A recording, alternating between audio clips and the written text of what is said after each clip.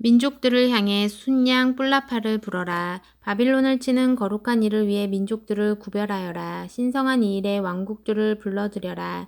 아라락과 민니와 아스그나스를 징집하여라. 바빌론을 칠 사령관을 임명하고 메뚜기 떼처럼 많은 군마들을 불러 모아라. 바빌론을 치는 이 거룩한 일을 위해 민족들을 메대의 왕과 그의 지도자들과 백성을 구별하여라. 땅이 공포에 떨고 고통으로 몸을 비튼다. 바빌론을 치려는 내 계획, 그 나라를 아무도 살 수 없는 황무지로 바꾸어 놓겠다는 내 계획에 소스라치게 놀란다. 바빌론 용사들이 싸우다 말고 폐허와 동굴 속으로 숨는다. 싸우지도 않고 포기해버리는 그들. 알고 보니 계집애처럼 소심한 겁쟁이들이다.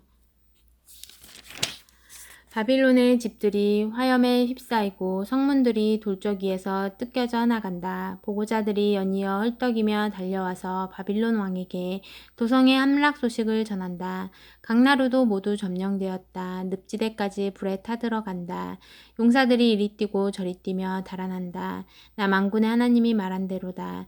딸 바빌론은 타작 시기에 타작마당이다. 머지않아 수확이 시작되면 가라지가 바람에 날릴 것이다.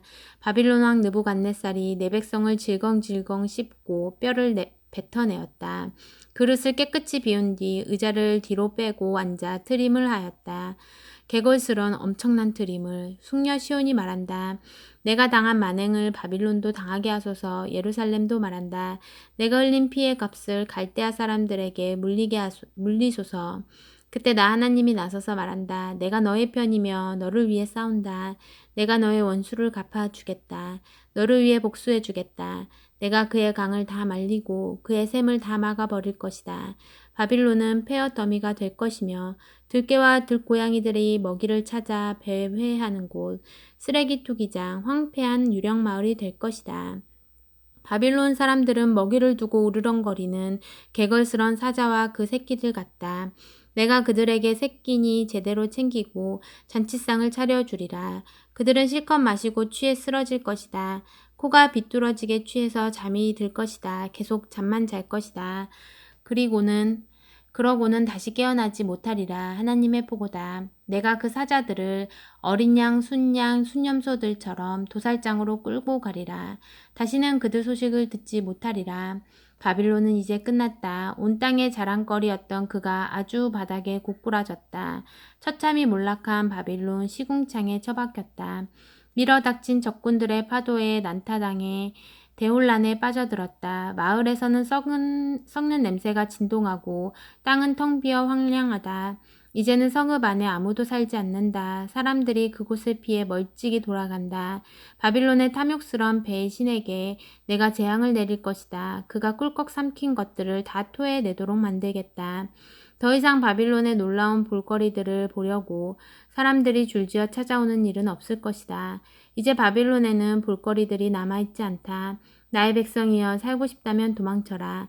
뛰어라. 뒤를 돌아보지 마라. 속히 그곳에서 빠져나와라. 하나님의 진노의 불이 떨어지는 그곳을 탈출하여라. 희망을 잃지 마라. 아무리 흉흉한 소문이 들려오더라도 결코 포기하지 마라.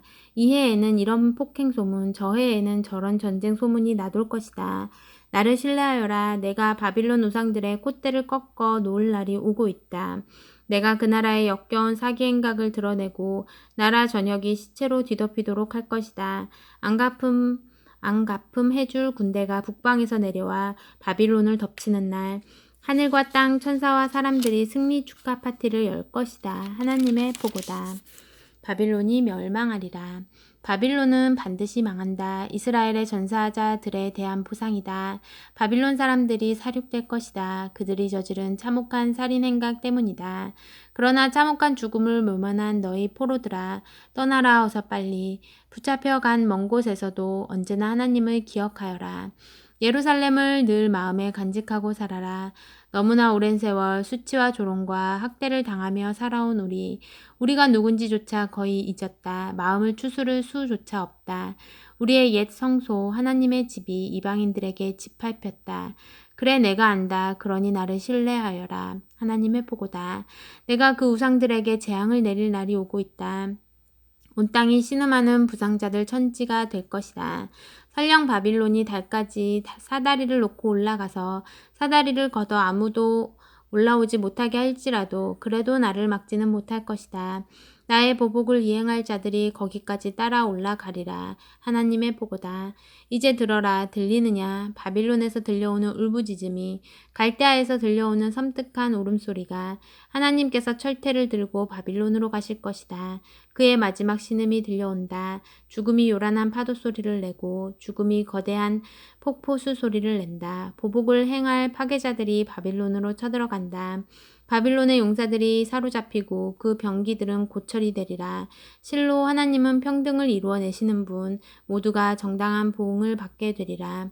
내가 그들 모두를 취하게 만들었다. 왕자도 현인도 고관도 용사도 코가 비뚤어지게 취해서 잠들 것이다. 그들은 계속 잠만 잘 것이다. 그리고는 다시 깨어나지 못하리라. 왕이신 분의 포고다. 그분의 이름이 무엇인가? 바로 만군의 하나님이시다. 만군의 하나님께서 말씀하신다.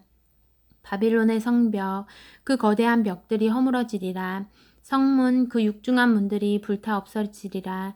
그런 헛된 삶, 열심히 살수록 더 초라해진다. 그런 야망, 재만 남길 뿐이다. 마세야의 손자요 네리야의 아들인 스라야가 유다왕 시드기야와 함께 바빌론으로 갔을 때 예언자 예레미야가 그에게 할 일을 일러주었다. 때는 시드기야 4년이었다. 스라야는 여행 관련 업무 책임자였다. 예레미야가 바빌론에 닥칠 모든 재앙을 작은 책자에 기록한 뒤 스라야에게 말했다. 바빌론에 이르면 이것을 사람들 앞에서 낭독하십시오. 오 하나님, 주께서 말씀하시기를 이곳을 멸망시켜 인간이든 짐승이든 아무도 살 수 없는 영원한 불모의 땅으로 만들겠다고 하셨습니다. 하고 읽어주십시오. 읽기를 마치면 그 책자에 돌을 매달아 유프라테스 강에 던지고 그것이 가라앉는 모습을 보면서 이렇게 말하십시오. 내가 내린 재앙을 당한 뒤에 바빌론이 저렇게 바닥으로 가라앉아 다시는 떠오르지 못할 것이다.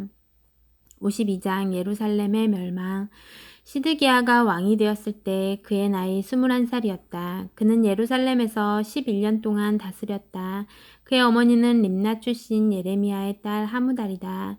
하나님께서 보시기에 시드기야 역시 악한 왕 여호야김을 그대로 베껴놓은 자에 지나지 않았다. 예루살렘과 유다가 맞게 된 모든 파멸의 근원에는 하나님의 진노가 있었다. 하나님께서 심판의 행위로 그들에게 등을 돌리신 것이다. 시드기야가 바빌론 왕에게 반역했다.